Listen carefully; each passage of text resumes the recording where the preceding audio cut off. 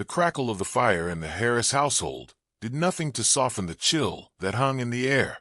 Clara sat on a worn wooden stool, her hands folded tightly in her lap, listening to the muffled voices from the next room. She had learned long ago how to stay silent, how to vanish into the edges of her parents' home, unseen and unheard. Tonight, though, the silence felt like a noose tightening around her neck. Her father's voice, gruff and clipped, carried through the thin wall. "She's a burden we can't afford. No man will take her now. What good is a girl who can't give a husband children?" The words burned, though they were hardly new. Clara lowered her gaze to the floorboards, tracing the grooves with her eyes, forcing her lips not to tremble. She was 19, young by most measures, yet already branded as defective, cast aside because her first marriage had ended in whispers and shame. It had been barely a year since she was returned like unwanted goods, her former husband declaring her womb empty to anyone who would listen. Her mother's voice followed, sharp as vinegar. "We need the money. Winter's coming, and we don't have enough to last through. Better she be gone than all of us starve." Clara's heart thudded. She had feared this day, but hearing it confirmed stole the breath from her lungs. She was not a daughter to them anymore, merely a transaction. The door creaked open, and her father stepped in, his lined face as rigid as stone. Behind him, the flickering lamplight cast shadows that deepened the hollows of his cheeks. He did not meet her eyes as he said, "Pack your things. You'll be leaving at dawn." Clara swallowed hard. Where am I going?" He cleared his throat, shifting uncomfortably. "There's a man. A lumberjack. Widower. Has 4 children who need tending. He paid good coin. You'll be of use to him, even if not in the way a wife ought to be." A flush of humiliation burned Clara's neck. So it was true. She had been sold, bartered off to a stranger as though she were no more than a milk cow past her prime. Yet she said nothing. What use were words when her voice had never carried weight in this house? That night, she lay on her narrow cot, staring at the ceiling beams until her eyes blurred. She clutched the only possession that was truly hers, a small silver locket, tarnished at the edges, once belonging to her grandmother. Inside was no picture, only a curl of faded ribbon. She pressed it to her chest, whispering silent prayers into the darkness. Not for rescue. No, she was too wise to hope for that, but for the strength to endure whatever awaited her in the forests of the north. The morning came with biting cold. Clara's meager bundle of belongings weighed little in her hands. 2 dresses, a threadbare shawl, and the locket hidden beneath her blouse. Her parents did not bid her farewell. Her mother busied herself with the hearth. Her father handed her into the back of a wagon driven by a stranger with weathered hands and a thick wool coat. The man tipped his hat, saying only, "Name's Whitaker. Carter sent me. We'll be there by week's end." Clara nodded, her throat too tight for words. She settled into the rough wooden seat, pulling her shawl tightly around her shoulders as the wagon lurched forward. The landscape rolled by in muted tones, bare trees, frost clinging to fence posts, farmhouses shrinking in the distance. With each mile, the thread that tied her to her past unraveled until nothing remained but the hollow ache of abandonment. The road north grew harsher. Snow began to fall, light at first, then heavy enough to blanket the ground. Nights were spent huddled under thin blankets in drafty inns, the sound of wind howling through cracks in the walls. Whitaker spoke little, though once he remarked, "Carter's a good man. Hard, maybe, but fair. His wife died young. Been raising his brood alone. Needs help. Don't expect warmth, but he won't mistreat you." Clara managed a faint smile in reply, though doubt gnawed at her. Fairness was a luxury she had rarely known. On the 6th day, the wagon crested a hill and descended into a valley thick with towering pines. Smoke curled from chimneys of scattered cabins, and the distant echo of axes striking wood carried on the wind. The air smelled of sap and fresh-cut timber, mingling with the sharp tang of snow. Whitaker pulled the reins, pointing ahead. "That's Carter's place." Clara followed his gesture. Nestled among the trees stood a sturdy log cabin, larger than most she had seen, with a barn and stacked piles of neatly cut firewood. A group of children played near the yard, bundled in mismatched coats, their laughter carrying faintly through the frosty air. Her heart tightened. These were to be her charges, strangers who might despise her as easily as they might accept her. The wagon rolled to a stop. Whitaker climbed down, then offered his hand to Clara. She stepped onto the packed snow, her boots crunching against the icy ground. The children had stopped their play, watching her with wary eyes. The cabin door opened, and a man emerged. He was broad-shouldered, his flannel shirt stretched taut across his frame, his beard peppered with streaks of gray despite his youth. His eyes, however, caught Clara most, dark, steady, unreadable. "Mr. Carter," Whitaker called, tipping his hat. "Brought the girl." Samuel Carter's gaze lingered on Clara, measuring her silently. She felt exposed under that stare, as though he could see not only her trembling hands, but the shame she carried like a shadow. At last he nodded. "Bring her things inside." His voice was deep, steady, without warmth. He turned to the children. "Back to your chores." The children scattered, though not without glancing back at Clara, curiosity mingling with suspicion. She gathered her bundle tightly against her chest, following Carter into the cabin. Inside, the air was warmer but sparse, wooden furniture, rough-hewn and practical, a stone hearth burning low, the faint smell of pine sap and smoke. It felt less a home than a shelter. Carter gestured toward a small alcove off the main room. "You'll sleep there. Supper's at 6. The children rise early for school. I'll see to your wages later." Clara opened her mouth, searching for words, gratitude, introduction, but found none. The weight of her new life pressed down upon her. She had been sold, carried across miles, and delivered to a man who looked at her not as a wife or even a companion, but as another necessity to be managed, like firewood or grain. She lowered her eyes and whispered, "Yes, sir." The words slipped into the silence, like stones sinking into deep water. And though her voice was quiet, in that moment Clara understood. She had not been freed from her parents' judgment. She had only been carried deeper into a life where a silence was expected, perhaps even demanded. Yet somewhere, beneath the weight of fear and humiliation, a flicker of defiance stirred. If this was to be her fate, then she would meet it on her own terms. The first night in Samuel Carter's cabin stretched endlessly for Clara.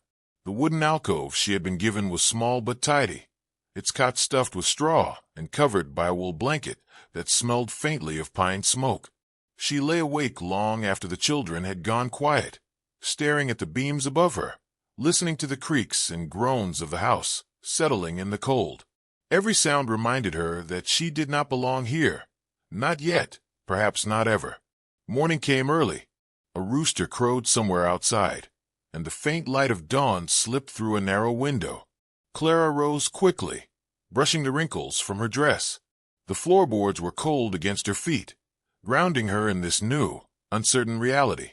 She heard footsteps in the main room and voices, the shuffle of children preparing for school, Carter giving instructions in his low, commanding tone.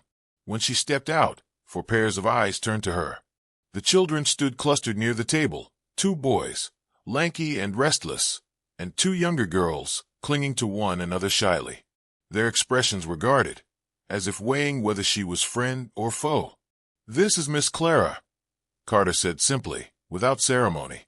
"She'll help keep the house." The children did not answer. Clara forced a small smile. Her hands knotted together to still their trembling. "Good morning," she whispered. The eldest boy, 12, perhaps 13, snorted softly but said nothing. One of the little girls hid behind her sister's shoulder. "Eat," Carter instructed. The children sat quickly, bowls of porridge steaming before them. Clara lingered at the edge of the room until Carter gestured for her to sit as well. She obeyed, but the porridge turned heavy in her stomach. Silence dominated the meal, broken only by the clatter of spoons and the scrape of chairs when the children finally departed for school. When the door shut behind them, Carter turned his attention to Clara. His dark eyes studied her with unsettling steadiness. "There's plenty to do," he said. "The wash, mending clothes, tending to the little ones when they're not at school. Supper must be ready by sundown. Wood stacked out back for the stove." Clara nodded. "Yes, sir." He grunted. "No need for sir." Carter's enough. He hesitated, then added, I don't expect chatter. Just work. His bluntness struck her, but she dipped her head in acknowledgement. Words, she reminded herself, had never saved her. The day unfolded in a blur of labor. Clara fetched water from the well, her fingers stiff with cold. She scrubbed laundry against the washboard until her knuckles reddened. She swept the floors, mended torn hems, and learned the rhythms of the house, one small task at a time. Her body ached, but the work was familiar, more honest than the biting words of her parents, less cruel than the whispers of her former husband. Yet loneliness pressed at her, heavy as the winter sky. Carter kept mostly to himself, splitting logs in the yard or hauling timber with a strength that seemed tireless. Inside, his presence filled the cabin like a shadow, solid, immovable, impenetrable. By late afternoon, Clara turned her attention to supper. She had little to work with, potatoes, beans, a strip of salt pork, but she coaxed them into a stew that filled the air with a savory scent. When the children returned, their cheeks red from the cold, their eyes softened at the smell. For the first time, Clara felt their suspicion waver. The youngest girl, no more than 6, climbed onto a stool near the hearth. She peeked at Clara with wide brown eyes. Is it true you can't have babies? The question struck like a lash. Heat rose to Clara's cheeks. She fumbled with a ladle, unsure how to respond, but Carter's voice cut in sharply. That's none of your concern, Rose. The child shrank back, chastened. Clara's heart pounded, shame knotting in her throat. She wanted to vanish, to sink into the floorboards, but instead she set the stew pot firmly on the table and said in as steady a voice as she could muster, Eat while it's hot. To her surprise, Rose gave her a small, tentative smile. Over the following days, Clara found herself caught in a delicate dance with the household. The children tested her with small rebellions, spilling flour, hiding chores, whispering about her when they thought she could not hear. Yet gradually, her patience wore down their walls. She mended their torn mittens without complaint, listened to their stories of school, and soothed their fears of the dark with gentle lullabies her grandmother had once hummed. Carter, however, remained an enigma.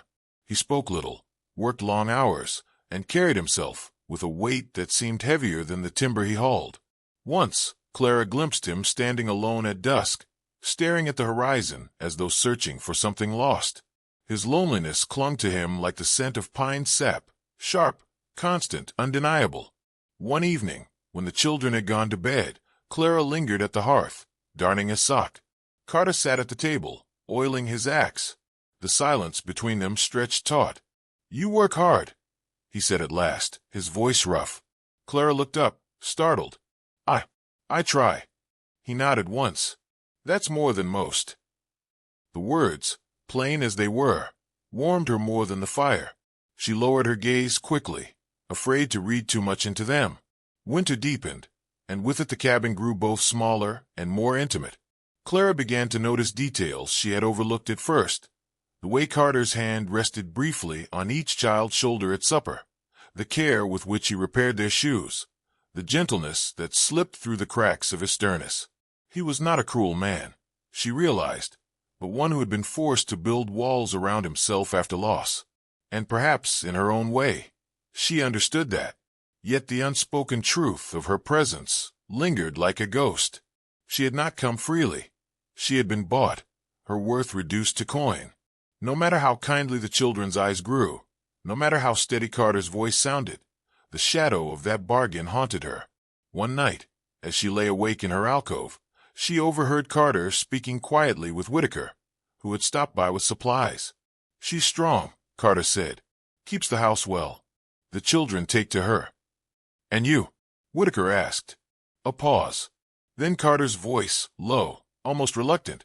She's not what I expected. But maybe she's what we needed. Clara's breath caught. Her heart hammered so loudly she feared they might hear it through the wall. For the first time since leaving her parents' home, a flicker of hope dared to stir in her chest. But hope was a dangerous thing, and Clara knew it. The next morning, a letter arrived from town, carried by a neighbor. Carter read it with furrowed brow, then set it down heavily. What is it? Clara asked softly. He met her eyes, his expression grim. Trouble. The lumber mills cutting wages again. Winter won't be easy. And some folks don't take kindly to strangers in these parts. Clara felt the weight of his words settle over her like a shroud. She was not only an outsider in this house, but in the entire community. Whatever acceptance she had begun to find here might be tested in ways she could not yet imagine. She straightened her shoulders, clutching her locket beneath her blouse. She had been sold into silence, but perhaps, just perhaps, this was where her voice could finally be found. Snow fell heavily the following week, cloaking the valley in white. The cabin roof groaned under the weight, and the path to town disappeared beneath drifts that reached Clara's knees. Each step outside was a battle, each chore inside sharpened by the constant cold. Yet within the warmth of the hearth, a different battle simmered, a quieter, sharper one. Clara had begun to notice how the children's whispers changed when they thought she could not hear. Some carried hints of affection, Rose clutching Clara's skirts at bedtime, the middle boy sneaking her a carved wooden bird as thanks for mending his torn sleeve. But the eldest, Thomas, grew more distant with each passing day. His eyes held suspicion that words never voiced. One morning, as Clara poured porridge into bowls, Thomas muttered under his breath, "She's not our mother." The words pierced sharper than any blade. The younger children fell silent, their spoons pausing midair. Carter's brow furrowed as he looked at his eldest. "Enough," he said firmly. Thomas's jaw set, his spoon scraping harshly against the bowl. Clara forced her voice into steadiness. "He's right. I'm not." The admission hung in the air. The younger children looked from one adult to the other, confusion softening into unease. Carter pushed back from the table, the scrape of his chair echoing in the small room. "You'll respect her," he told Thomas, his tone iron. "She keeps this home together." But Thomas only glared at Clara, and in that moment, she felt the fragile scaffolding of trust wobble beneath her. Later that day, Clara ventured to the well for water. The sky was gray, the air sharp enough to sting her lungs. As she lowered the bucket, she noticed a figure approaching through the snow, a neighbor woman, bundled in a cloak of faded wool. "Mornin'," the woman called, though her smile was thin.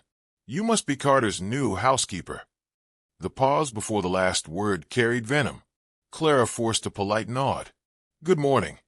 The woman's eyes roved over her, lingering with cold appraisal. "Strange, him bringing in someone like you. Folks been talking. Say you were sold off by your own kin. Say you can't give a man children." Clara's grip on the rope tightened, her knuckles blanching. Heat flared in her chest, despite the cold. She kept her gaze steady, though her heart hammered. People often speak of what they do not understand. The woman sniffed, unimpressed. "Maybe so. But mark my words, girl, this land doesn't take kindly to outsiders. Best you remember your place." With that, she turned, her boots crunching through snow, leaving Clara trembling beside the well. That night, as the family gathered around the fire, Clara kept her silence. But the sting of the woman's words burned deep, a reminder that no matter how hard she worked, she might never be free of judgment. The tension in the cabin grew taut in the days that followed. Carter remained stoic, his hands busy with axe and timber, but Clara could see the fatigue in his eyes, the way his shoulders sagged when he thought no one watched. One evening, when the stew was simmering low, Carter finally spoke. "Whitaker told me about the talk in town." His voice was quiet, but there was steel beneath it. Clara's hand stilled over the ladle. She kept her back to him. "I didn't ask for them to know." "I know." He paused. "It isn't your shame to carry." Her throat tightened. She turned, searching his face for mockery, but found none. Only weariness, and perhaps, just perhaps, a flicker of protectiveness. Yet Thomas, seated at the table, muttered, "They're right. She doesn't belong here." The words snapped like a branch underfoot. Clara's chest constricted, but before she could reply, Carter's hand struck the table with such force the wooden bowls rattled. "That's enough, boy," he thundered. "One more word, and you'll wish you'd held your tongue." Thomas flinched, but held his father's gaze. The younger children shrank into silence, eyes wide. Clara swallowed hard, guilt rising like bile. "It's not his fault," she said softly. He's only saying what he feels. Carter turned to her, his jaw tight. And you? What do you feel? Her lips parted, but no words came. How could she confess the storm inside her? The yearning for acceptance, the fear of rejection, the shame of being bound to this house by barter rather than choice. So instead she lowered her gaze and whispered, I feel. I'm trying. The room fell silent, but for the crackle of the fire. A week later, an accident splintered the fragile truce.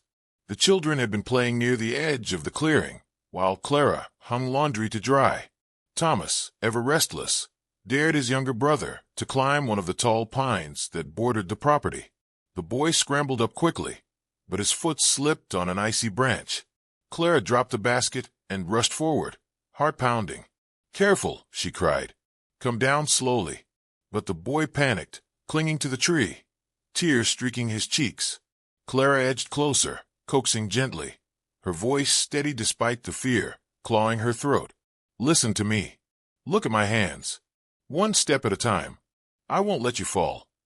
Bit by bit, he descended, Clara guiding him until his boots touched the ground. She pulled him into her arms, trembling with relief. When Carter returned that evening and learned what had happened, his face hardened. He turned to Thomas, his tone sharp. You could have gotten your brother killed. Thomas bristled, then pointed at Clara. It's her fault. If she weren't here, we wouldn't fight all the time. She's tearing this family apart. The accusation sliced through the room like an axe. Clara's breath caught, her vision blurred, not from tears, but from the crushing weight of being unwanted yet again. Before Carter could speak, she fled to her alcove, burying her face in the pillow to muffle the sobs that tore from her chest. Later, when the children slept, Carter came to her door. He lingered a moment before knocking softly. Clara, he said, his voice low. She did not answer at first, but eventually the sobs quieted. He's right, she whispered through the wood. I don't belong here. I never will. The door creaked open, and Carter stepped inside. His broad frame filled the small space, his eyes shadowed in the dim lamplight. You saved his brother, he said quietly. That boy might have fallen to his death if not for you. Don't ever think you don't matter here. Her hands twisted in the blanket. But Thomas is angry at the world, at me, at what we've lost. You're just the easiest target. He hesitated, then added, Trust takes time. It splinters easy. But sometimes it can be mended stronger than before. Clara looked up, searching his face. For the first time, she saw not only the weight of his burden, but also the fragile hope he carried, for his children, for his home, perhaps even for her. In that quiet moment, something shifted.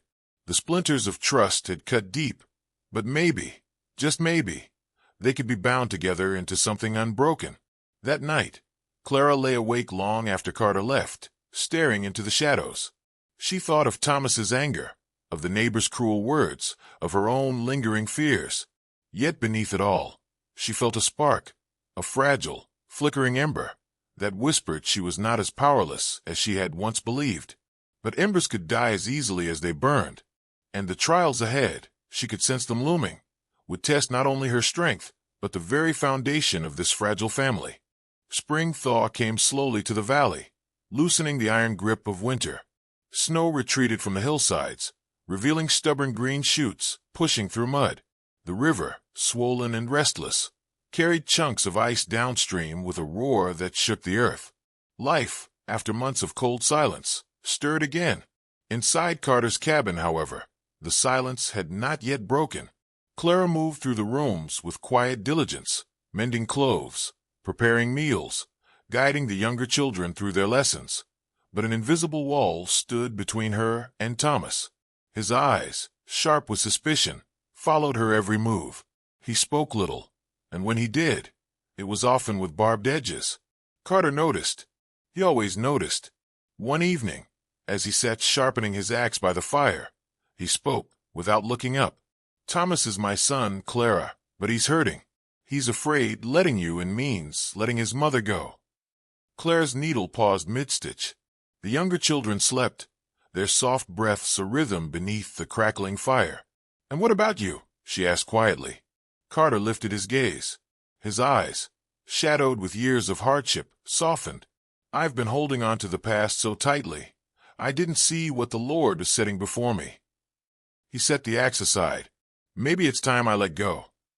Her throat tightened. She wanted to believe him, wanted to trust the fragile thread weaving them together. But Thomas's resentment was a thorn, and the community's whispers clung like burrs she could not shake free. The breaking point came during the first trip to town after the thaw.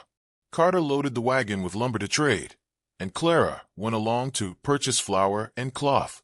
The children crowded the wagon bed, laughter bright in the warming air. But when they reached town, the laughter faded beneath the weight of stares. Whispers trailed them as Clara stepped down. Women turned their backs. Men muttered near the store porch. Thomas, walking a pace behind her, caught every sneer. His face burned with shame, and when a boy his age jeered, "That's your new ma? Couldn't your pa find better?" Thomas lunged. The scuffle was quick and brutal. Carter pulled Thomas back, his voice sharp, but the damage was done. Clara, mortified, stood frozen as the crowd's judgment pressed heavier. On the ride home, silence hung like a storm cloud. Then Thomas burst out, his voice cracking with fury. "This is because of her. Everyone laughs at us because of her." Carter reined the horses hard enough that they snorted in protest. He turned on his son, eyes blazing. "That's enough." But Thomas wasn't finished. His words struck like blows. "She's not my mother. She'll never be. You only brought her here because no one else wanted her." Clara's breath caught. The younger children gasped. Carter's face hardened, but Clara spoke before he could. "Thomas," she said softly, "you're right. I am not your mother." Her voice trembled, but she held his gaze. "But I have never wanted to replace her. I only wanted to stand beside you all, to care for you as best I could." Tears glistened in the boy's eyes, though he turned away quickly. His shoulders heaved with anger and grief he could not name. The rest of the ride passed in silence. But Clara knew. Something had cracked open, raw and painful, yet necessary. That night, long after the children slept, Carter found Clara outside, sitting on the porch beneath the stars. The air was cool, fragrant with damp earth and pine. "I should leave," she whispered, hugging her shawl tighter. "Thomas will never accept me. The town will never forgive me. Perhaps it would be easier for you all if I went." Carter knelt beside her, his hand covering hers. His grip was warm, steady. "Clara, you came into this house because I needed help. But you stayed because you're more than that. You've given these children something I couldn't: gentleness, patience, hope." Her eyes stung. "Hope doesn't feed the hungry or silence cruel tongues." "No," he said, his voice rough, "but it roots us when storms come. It keeps us standing." She looked at him then, truly looked, and saw not just the weary lumberjack, but the man beneath, the one who had carried loss and responsibility for too long, who had built walls to keep the world at bay. Slowly, those walls were crumbling, and within their ruins, something tender was taking root. Days later, the test of those roots came. A storm swept through the valley, fierce and sudden.